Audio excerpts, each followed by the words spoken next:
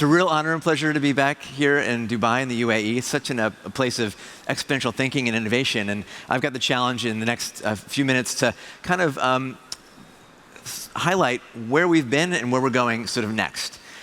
10 years ago, I gave a TED Talk, The Future of Medicine. There's an app for that, and the theme of that talk 10 years ago was that many technologies are converging and getting faster, cheaper, better, smarter, and enabling us to sort of think about medicine in new ways on this exponential trend. So what used to fit on a desktop computer from 2000 now fits, of course, in our exponentially better smartwatch, which are becoming FDA-cleared devices to diagnose and maybe even treat. We're in a time now of converging not just technologies, but different fields. In fact, the sort of fields in the middle of this slide are evolutions from robotic surgery to digital therapeutics that didn't even exist 20-something years ago when I was a Stanford medical student. And gives us a bit of a lens to think about addressing the big challenges of healthcare and to move us from where we are today into this accelerating future of health and medicine, which we'll talk about. So we want to talk about the future, but we're still stuck in 2022, which used to feel like the future. When I go back and visit Stanford, where I trained, or Mass General Hospital, we're still using fax machines and often paper forms. I had my own cardiac study done at Stanford last year. I got my results on a CD-ROM. I don't even own the CD-ROM player anymore. So sometimes we're stuck in our old formats as we try to move forward. And we still use waiting rooms. We still have sort of silos of how we've designed our healthcare systems based on body parts, not based on genetics. And it's kind of eye-opening that the pandemic has actually helped me highlight the fact that while many fields have reached the fourth industrial age, health and medicine is sometimes stuck in the second or the third industrial age. And it's our opportunity to really bring medicine into this new era moving forward. So COVID, of course, has been a bit of a catalyst. It's been a huge challenge for all of us, but it's driven new thinking. It's been the sort of the chief transformation officer. And I'm an optimist. I like to think of the fact that, just like Sputnik sparked the space age, COVID is sparking a bit of a new health age that can really accelerate us to the promise of today and the future. So just last year, I gave another TED Talk, 10 years after my prior one, how COVID has transformed the future of healthcare. And it gave me an opportunity to look back 10 years to where we are today and where we're heading into the next 10 years and let's say the next 50. So here's the challenge, to look back today and into the future. And as we look into the future, it's sometimes hard to perceive the possibilities. Bill Gates has this famous quote, we tend to overestimate what you can do in 1 year and underestimate what we can do in the next 10 years. I think the next 10 years, let alone the next 50, will make the last 10 years and the last 50 years look slow. So the future of medicine, it's been a bit of the zeitgeist. I was lucky to write the opening article for Nat Geo's whole edition about the future of medicine. And part of the thematic was not about 12 innovations, but how innovations are coming together and shifting things forward. And I started my TED Talk of 2011, with the story about meeting a relative, a distant relative, because we'd both done 23andMe, had sort of very basic genetics done. We shared a common haplotype. That was 12 years ago, SNPs. At the time, a full genome was maybe $10,000. Now, genomic sequencing has dropped at twice the rate of Amars Law. It's less than $300 US today. So we're entering an age where we'll all be sequenced at birth or before birth. We can now do a full genome in less than 5 hours. And 10 years, let alone 50 years from now, we'll have the free genome. We might be sequencing our microbiome almost every day, our metabolome. And of course, it's not just about genome, it's these other omics, our sociome, our proteomics, our metabolomics, and of course the microbiome, the bugs that are on our skin and in our gut, that really are, as they come together, giving us new insights into health, disease, and the future of care. And we want to start to layer these technologies and data sets together because siloed data sets don't make much sense in terms of actionability. And I think the next 10, 20, and 50 years will bring us a time when we'll all have our equivalent of a digital twin. We'll all be modeled. We can optimize our data for prevention, diagnostics, therapy, and public health, and really bring us to an age where, whether it's modeling a cancer patient to give truly precise, effective cures, or mental health and beyond, we'll really base that on the individual and their metrics. So all this, of course, leverages exponential technology. So I want you all to sort of remember how fast-paced the world is going. Everyone knows Moore's Law, the power of computing getting faster and cheaper. Of course, the usual example is the smartphone getting better and better. And probably soon our smartphones will dissolve into our glasses or dissolve into our VR or AR technologies, which are getting cheaper and more available, or into our contact lenses, which I've tried a version of these. We'll start to see our metaverse through the contact lens. And of course, we're even shrinking technologies into our brain-computer interfaces, which are today for the disabled, but soon may enable each of us to sort of have high-level connectivity.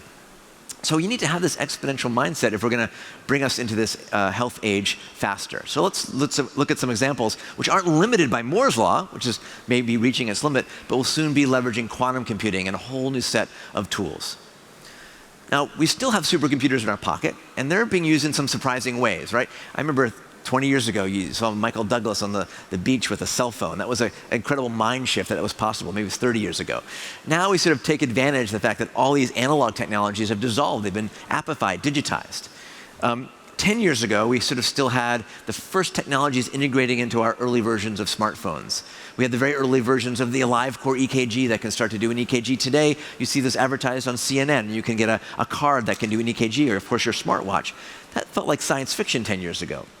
I think 10 years from now, or let alone 50, these sorts of sensors will sort of disappear. You won't have a blood pressure cuff separately. It will be dissolved into a patch or into the Internet of Things around you, which can already today start to measure blood pressure without a cuff, and maybe even soon blood sugar without pricking your skin. The sensors of today on our exponentially better smartphones already have incredible capabilities to do what's often called the medical selfie, right? The camera on your phone by itself can start to pick up blood pressure, heart rate, oxygen saturation, temperature. We're going to start to crowdsource that information and understand population health. We're at a time, of course, when our medicalized smartphones can do well more than just telemedicine. They're being able to diagnose an ear infection in your child, or take a picture of a wound and quantify it and give you AI guidance for wound care. We don't need to take our urine to the lab anymore. You can simply dip your urine on a dipstick and screen for a urinary tract infection, or a pregnancy, or for early protein in a patient who might have risk for kidney disease. This is Healthy IO. So the example of digitizing the exam in the laboratory. And so we're in an age when we can start to dissolve and distribute diagnostics, even based on our voice. Voice is a biomarker for mental health, for neurologic disorders. And of course, the sound of our cough can even determine, is that a common cold, is that croup, or might it be COVID? And what's interesting about all these new digital signals is now with our smart devices, Android, iOS, Android, we can start to synthesize that and share it. Our wearable data isn't just stuck on our wrist. We have the opportunity to connect the dots to our healthcare systems. And what's interesting about wearables, they're going well beyond the wrist. They can start to measure and quantify almost every element of physiology and behavior. We're at a time now where, it's not just a sensor on your wrist. It can be a sensor in a pill to track medical adherence. It can be a digital patch that can last for months or years. It can be my ring. All this exponential technology shrunk onto a ring that can track things like sleep and activity, to mental health, or even can predict pregnancy days before a pregnancy test would go positive. Or if I just had my COVID vaccine or booster, the vital signs from my smart ring can predict my titers of vaccine. So really interesting new ways to collect information with the technology today. And into the near future, we're all going to be potentially have the ability to wear new versions of smart patches. This is an intensive care unit ICU level patch that can be worn for 30 days and live stream my vitals and other information. We still need to make sense of that data, but that's all possible today with exponentially smaller technology.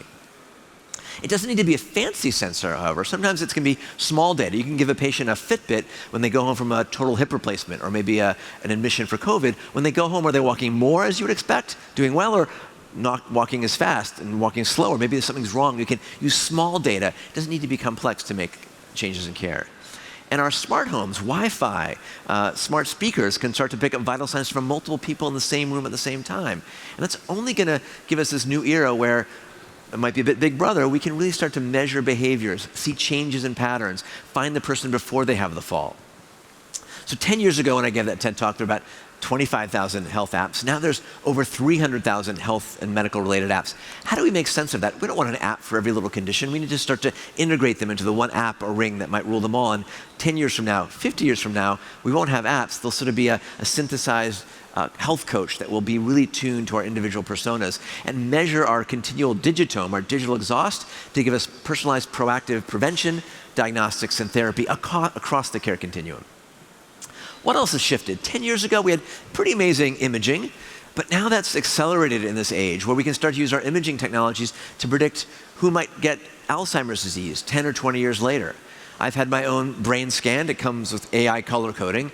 And imaging, like MRI machines, are getting exponentially cheaper and better. I've had my full body MRI done in 45 minutes. That's not usually what the general public will do. But as these technologies get cheaper and smaller, we might go to our corner pharmacy to get a full body MRI or CT scan in 10 minutes with the AI radiologist giving us the results. And we're seeing examples. Hyperfine is an MRI machine that's portable. It's 20 times less expensive than a normal one. I had my own brain MRI'd on a boat going down the Hudson River in 5 minutes with an MRI machine plugged into wall power. So it's not the same as a 5 Tesla MRI, but is an example of how cheap and mobile diagnostics is becoming. And 10 and 50 years from now, we'll just put on a little headband like the one from Open Water to diagnose a brain tumor or a stroke or other conditions. So here's some of the technologies I have in my pocket or at home in my sort of what I call my digital doctor's bag. The ability to do diagnostics is getting exponentially better. As a internist and pediatrician, I've been never very good at listening to heart sounds. Now I have an EKG built in with a stethoscope with AI that can diagnose a heart murmur. I have in my bag a portable ultrasound device powered by AI that can enable me or anybody to be an ultrasonographer and democratize how and where we do clinical exams in places from remote California to remote Rwanda. And this is enabling and democratizing healthcare. You can now bring this pile of technology tools to a clinic in remote Africa and up-level almost any community health worker or primary care doctor or nurse to do what used to require a tertiary care center today. Now, the diagnostics is being, of course, powered by AI. Radiology, pathology, dermatology. Pathology is getting extremely exciting. You can take a picture of a tumor, decide what kind of tumor it is, what kind of molecular markers. That's only going to accelerate into this age, and many diseases will be designed and named very differently. AI can play a role in colonoscopy to find a lesion that might have been missed by your GI doctor. And of course, AI is even coming to our smart toilets to hopefully scan our output to find disease proactively. Now, AI is not going to replace doctors, nurses, pharmacists. It's going to be a collaborative tool. And so AI is not going to replace the doctor, but those who use AI will replace those who don't, or healthcare systems, or governments as we move forward. Now, as diagnostics moves forward 10, 50 years from now, it'll almost be like the movie Minority Report. You're going to get signals and insights to tell you you're about to have a stroke or a cancer or another problem weeks or days or months or even years before you will, and you can take proactive steps to remain healthy and to never get that disease. So this new era is being driven by our digital innovations. This idea of digital health, connected health, mobile health has accelerated over the last 10 years and will move into the future. I think soon we won't call it health, digital health, we'll just call it health. I like to summarize digital health as this idea that we can now take these new data sets, often exponential data sets, and really personalize them to the patient, to the clinician, to the healthcare system, to the public health authority. And there's an explosion of now journals and people studying digital health. It's not enough to give someone a wearable device and expect them to lose weight. We are starting to enter the era of apps that are FDA cleared to treat everything from smoking to mental health challenges. And there's a whole explosion of digital therapeutics that are really, in some cases, replacing or can be used in combination with medications. I have a new digital health-focused venture fund. We're seeing incredible numbers of startups coming from often people outside of healthcare that are bringing this innovation to bear. And as clinicians, and I'm one, it's still overwhelming to make sense of the digital explosion, let alone what will be here in a decade. So I've been building out a platform called digital.health. You can check out the website, which is a bit of a digital health formulary. So for example, if you're looking for digital diagnostics tools, you're looking for a portable EKG like the AliveCore, you can learn about the device. You can compare it with others. You can put it in your own favorites or put it in a digital prescription pad. And part of this future will be prescribing digital tools, wearables, apps to our patients and paying for it, enabling that the data to flow. Now, all this data can be overwhelming. I mean, our brains haven't had an upgrade in millions of years. Our apps and software upgrades every 2 days or 2 weeks. We don't want more data as clinicians. We want the actionable insights that we can use at the point of care, at the bedside, or at the website. And so I think part of this future we all need to build is not just more data, but the workflows that when you prescribe a wearable device or an app or an AI engine, the information, the insights can come to the patient and the community and the clinician in ways that are useful. And to make those user interfaces less kludgy. We still have a challenge today of burnout. Physicians, nurses are spending too much time entering data. We need to dissolve the technology and get it out of the way, not make it a barrier to care. So as we move into this future, natural language processing can start to listen to our clinical visits, write the clinical note. We're going to start to make technology get out of the way and improve the human touch, which often can be imputed in the way with technology. So of course, AI plays a role. I like to think of it not as AI, but IA, intelligence augmentation. There's been a lot of hype. You all remember 10 years ago, Watson was going to be the future of medicine. It didn't quite turn out that way. But just because the promise didn't achieve itself in the first couple of years doesn't mean the next 10 or 20 years will not be incredible. There's something called Amars Law. We tend to overestimate what's possible in the next 2 years and underestimate what might be possible next decade or 50 years. So we need to think more broadly than what's possible in the next 2 years. And AI is getting pretty incredible. Platforms like DeepMind Health or other technologies are enabling us to do remote diagnostics, just using the retina, for example. We're going to start to predict what happens in the home and in the clinic using streams of data to prevent the patient from having the fall or the stroke, or being able to treat them before you have normally clinical symptoms. In the field of drug discovery, that's completely being disrupted with AI. Protein structure databases like AlphaFold have come to the market. Platforms like Moderna used AI to solve for and design their vaccines within hours. And companies like Insilico, and the founder Alex is here, are bringing their technologies and companies here to the UAE. And in record time, in less than 18 months, they used AI to find a novel drug and get that into clinical trials. And that will be part of our future of AI-based drug discovery and solving for disease and solving for aging. And that, of course, will be disruptive to some of our friends in the traditional pharma world. Now, part of this realm of pharma, AI, and trials is crowdsourcing. Just think about how we drive today. We couldn't imagine driving without Google Maps or Waze. What if we give a bit of a crowdsourced future of healthcare? We're all sharing a bit of our personal healthcare journey to give us a better healthcare map and take us on a path of health and wellness and disease therapy that's more personalized. So we need to think of ourselves as not just blood donors or organ donors, but as data donors, and to encourage data to flow and insights to glean. One company that's doing exactly this Ways for Healthcare is a company called Stuff That Works. They enable any of us, you can go to stuffthatworks.health, to share what's working or not working for your migraines or psoriasis or even a cancer or long COVID. And as you get thousands and millions of patients sharing data, we can glean what works for a patient like me or patients like mine and apply that at the point of care as opposed to our sort of usual average patient or something based on a 10-year-old double-blind placebo-controlled trial. So I think this future of crowdsourced medicine is becoming reality, and in 10 years, let alone 50, we'll have real-time healthcare maps that when we're interacting with our patients in person or virtually, will give us the best knowledge crowdsourced from the entire planet. Of course, how we do care has shifted. COVID has accelerated the use of telemedicine. And it's shifting our ability to not just do sick care, but to do true health care. What is our sick care model? Sick care is based on our old-fashioned model of getting very intermittent episodic data, usually only in the four walls of the clinic or the emergency room or intensive care unit. And that leads to our reactive mindset. With intermittent data, we kind of wait for the patient to show up with a heart attack or a stroke or late-stage cancer or diabetes. And what is coming today and the next decade and 50 years ahead is to be continuous with our data. It's collected almost anytime, anywhere. In fact, the incentives are shifting to bring care from the hospital to our phone, to on and even inside our bodies, and bring us from hospital to hospital. This idea of where care happens is shifting, and COVID's been an accelerant. So this future is going to go from intermittent and reactive to continuous data that's proactive, personalized, can happen anytime, anywhere, and arguably drive much better outcomes at lower cost, democratizing healthcare in powerful ways. There's a great example here in Dubai. I met GluCare. I visited them 2 days ago.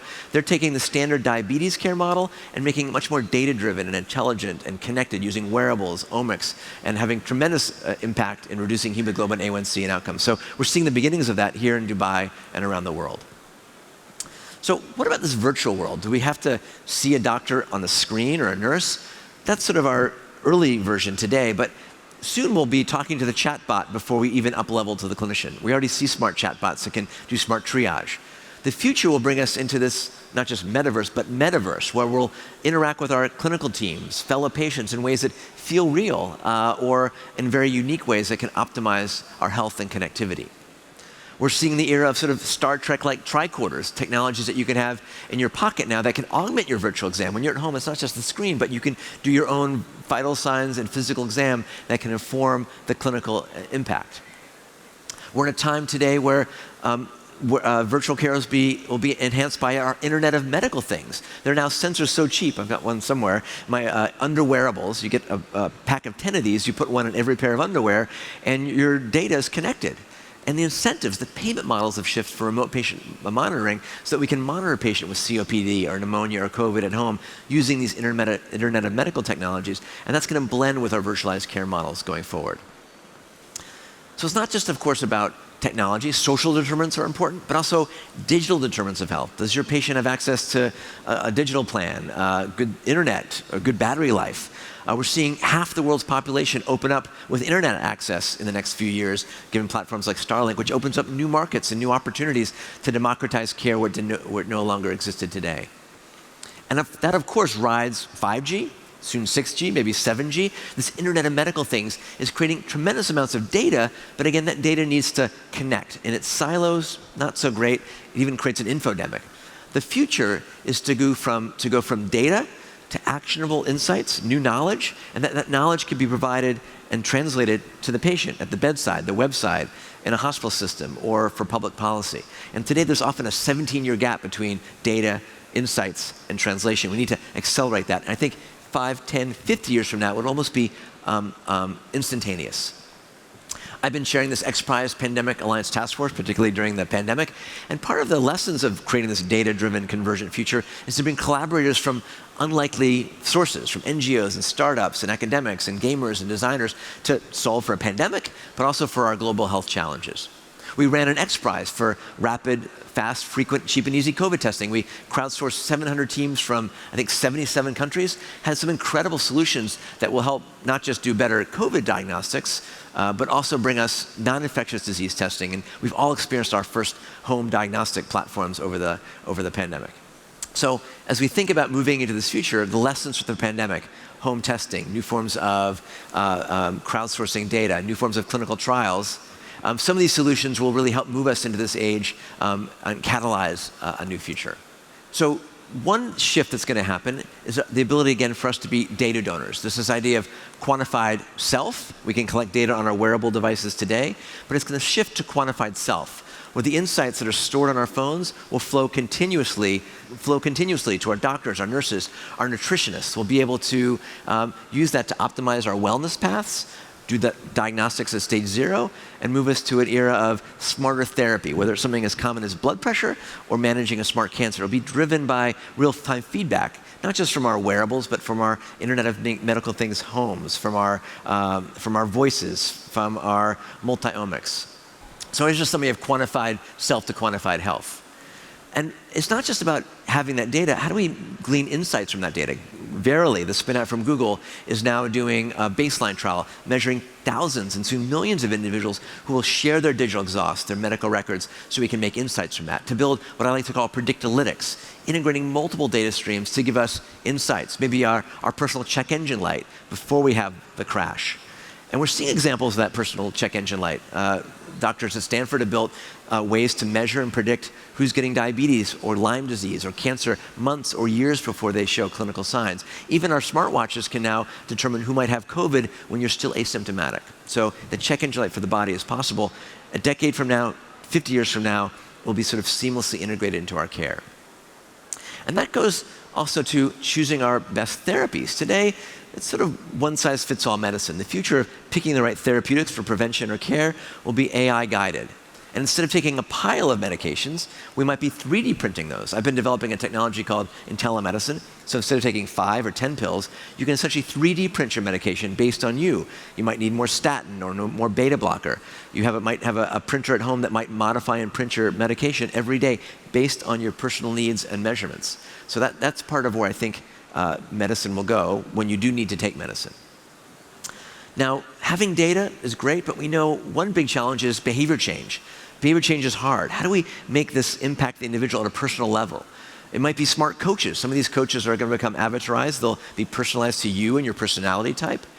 We can use voice, we can use augmented reality to help guide behavior. We're already using augmented reality to help clinicians see very complex data and make clinical decisions. It can be used in medical education now to accelerate learning. For example, if you're trying to learn about cardiac anatomy, you can walk inside the heart. You'll learn it in much more effective ways than on paper. We're seeing the old models of see one, do one, teach one shift in medical education, where you're going to be like in a flight simulator, and medical professionals will learn by simulation, not practicing on patients. So we will start to build these ways or maps for clinicians and be guided step by step through procedures. You heard from the amazing founder of Proximie, Nadine, earlier. The ability now to give virtualized guidance and coaching will become, I think, more and more automated and AI-driven, and we'll move from the equivalent of driver assist to clinician assist. We'll see the ability to use our incredible robotics to let you show up as an avatar, drive that robot remotely, or give that remote clinical care. I got to try this out myself. It's pretty powerful. So that, in a nutshell, will enable us to up-level every clinician, and 50% of doctors are below average, to become super average, or in some cases be replaced by autonomous surgeries that are really becoming reality today. In 10 and 50 years, many of your procedures will be done fully autonomously. I'll finish up with brain health and the brain. We have whole new ways to prescribe mental health through video games for ADHD or depression. That's a whole big need. And I think mental health will shift in this digital age, even leveraging old school technologies like psychedelics to improve outcomes in our brain interfaces of the future. Organ transplantation. Today there's thousands of people waiting and dying, waiting for organs. The future is going to be blending gene editing and humanization. We've seen the ability to 3D print early forms of organs, but we're not yet at 3D printing a heart. Today we can start to modify and humanize a pig and make it humanized, and as you've seen just this year, we've seen the first transplants of a humanized pig organ save the lives of patients waiting for both kidneys and hearts. Very early days, but 10 and 50 years from now, we may be very regularly getting personalized organs. And in the age of stem cells, that's Shi and Yamanaka won the Nobel Prize for induced pluripotent stem cells, we're going to see an era 10 years and 50 years from now where we'll have our own personalized stem cell lines saved and in the freezer that could replace kidney, heart, neurologic disorders, or beyond. So a whole brave new world of stem cell biology and regenerative medicine, which might truly extend our healthy lifespan. All right, I think I'm almost done. So finally, I think part of this future is no longer waiting for disease, but again, to find it before it happens at stage 0. For example, in cancer now, we can define cancer at stage 0 with new forms of blood tests, like the one from Grail. We're in the ability of gene editing. We're in the early ages of synthetic biology. We're seeing the first times that we can cure diseases like sickle cell and thalassemia. The next decade and 10 years will bring us to an era where we can not just cure existing diseases, but cure them proactively. And there's already clinical trials underway where you may modify genes before the disease shows its impact. So we're entering this new health age. It's an exciting time to reinvent health and medicine. That reinvention requires convergent exponential thinking. It's not about any one technology that'll take us into the future. It's about their combination. And if we are exponential and convergent, we can move from where we are today, sick care, that's intermittent, episodic, reactive, to a future that's continuous, proactive, anytime, anywhere, AI enhanced, and democratized. So let's not just think about where we are in 2022. Let's go 10 years forward, 50 years forward, skate to where the puck is going to be. Not take incremental steps, but take exponential ones. And because UAE and Dubai is such a place where the future's already here, just not evenly distributed, take some of the lessons developed here in health and medicine and beyond, not to just predict the future, but build a better future for health and medicine for all of us here on planet Earth. Thanks very much for your time and attention, and let's go create the future together. Thanks.